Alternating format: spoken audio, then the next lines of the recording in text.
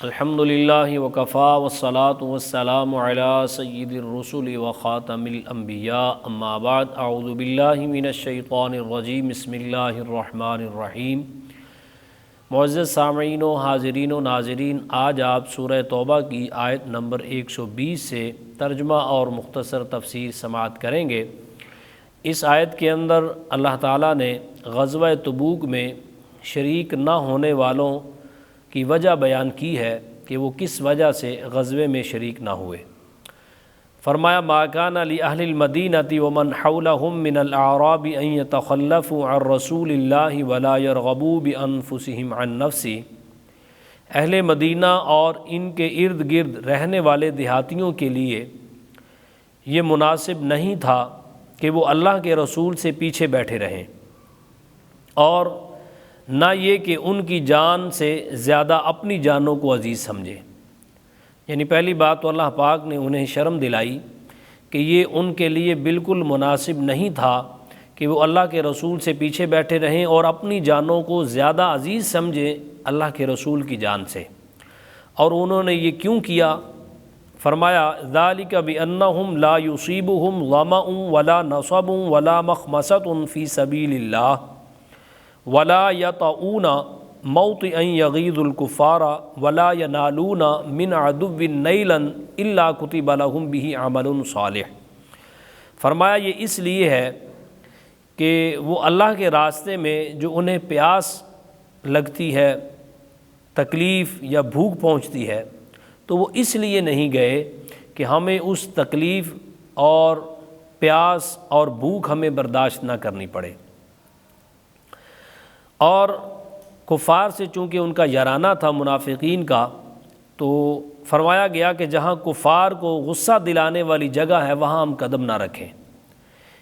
یہ وجہ تھی، یعنی سفر کی تکلیف، بھوک اور پیاس اس کی وجہ سے نہیں گئے، اور اس وجہ سے نہیں گئے کہ کفار جہاں ہم جائیں گے، یعنی کہ جہاں ہم پہنچیں گے، قدم رکھیں گے، تو کفار ہم سے ناراض نہ ہو جائیں، غصے نہ ہو جائیں۔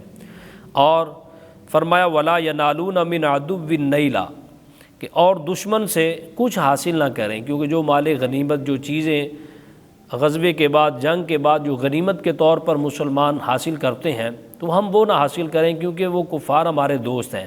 تو یہ وجہیں تھیں۔ اللہ فرما رہا ہے یہ سارے کام جو ہیں الا کتب لہم بہ عمل صالح، اس سب کے بدلے ان کے لیے نیک اعمال لکھا جانا تھا۔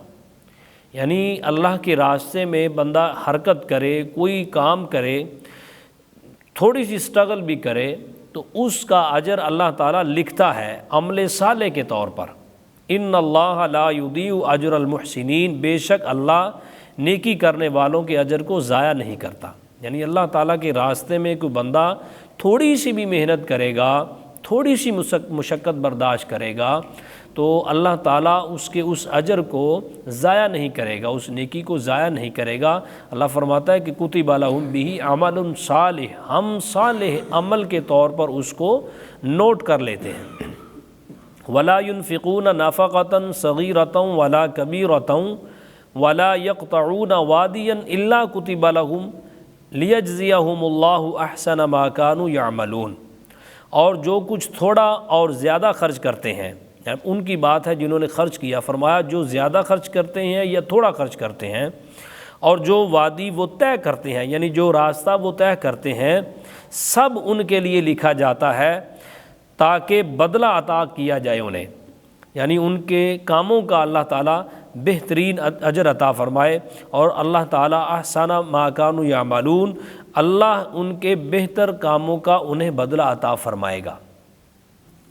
تو یہ اللہ پاک نے بیان کر دیا کہ اللہ کے راستے میں جو تھوڑی بہت بھی محنت کرتا ہے، تھوڑا خرچ کرتا ہے یا زیادہ خرچ کرتا ہے، تو اللہ تعالیٰ اجر کو ضائع کرنے والا نہیں ہے، بلکہ اس کا بہترین اجر عطا فرماتا ہے۔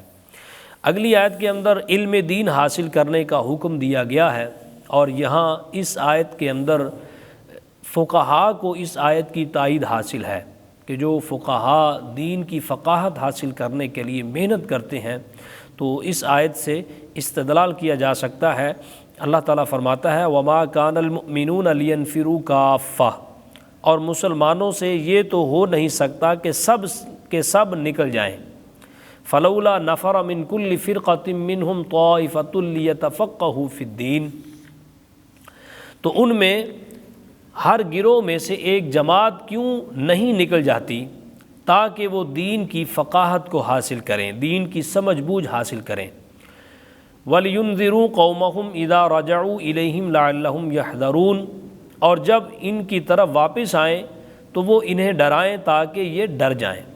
یعنی اس آیت کے اندر بتایا گیا ہے کہ ایک بستی ہے یا ایک شہر ہے تو سب کے لیے یہ ممکن نہیں ہے کہ سارے لوگ نکل کر علم دین حاصل کریں، تو اس لیے بہتر تو یہی ہوگا کہ ان میں سے جو اچھے دماغ والے لوگ ہیں، ذہین فتین لوگ ہیں، جو زیرک لوگ ہیں، تو جینیس لوگوں کو نکال کر علم دین حاصل کرنے کے لیے بھیجا جائے، تاکہ وہ دین کی سمجھ بوجھ حاصل کرنے کے بعد واپس جب اپنی قوم میں لوٹیں، اپنے شہر میں آئیں، اپنے دیہاتوں میں جائیں، تو پھر لوگوں کو ڈرائیں اور انہیں کہیں کہ یہ دین کی ہم سمجھ بوجھ حاصل کر کے آئے ہیں، تو آؤ اس طرح دین پر چلو۔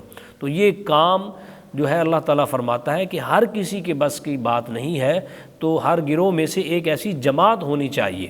تو جماعت کیسی ہونی چاہیے؟ جماعت ہونی چاہیے زیرک۔ آج ہمارا معاملہ بالکل الٹ ہے، ہم اپنے جو ذہین فتین بچے ہیں ان کو ہم کہتے ہیں سائنسدان بنائیں گے، ڈاکٹر بنائیں گے، انجینئر بنائیں گے، انہیں ہم پائلٹ بنائیں گے، تو جو بالکل نہیں چلتا کسی معاملے کے اندر بھی، اسکول کے اندر کسی کلاس کے اندر اس کے اچھے نمبر نہیں آتے، تو پھر اکثریت تو یہی معاملہ دیکھا گیا ہے کہ ان کو لوگ پھر مدرسے میں بھیج دیتے ہیں کہ جاؤ اب مولویوں کے پاس جاؤ، تم قرآن پڑھو، یہ سب کچھ کرو، اب مسجد میں چلے جاؤ۔ اب خیر الحمدللہ رب العالمین عوام کے اندر، قوم کے اندر یہ شعور آنا شروع ہو گیا ہے کہ اب اچھے اچھے گھروں کے بچے بھی علم دین حاصل کرنے کے لیے ماں باپ انہیں وقف کر دیتے ہیں، اور یہ بڑی اچھی بات ہے۔ اللہ تعالیٰ ہم سب کو علم دین حاصل کرنے اور اس کو سمجھنے اور اس پر عمل کرنے کی اللہ ہم سب کو توفیق عطا فرمائے۔ آمین بجاہ النبی الامین صلی اللہ علیہ وآلہ وسلم۔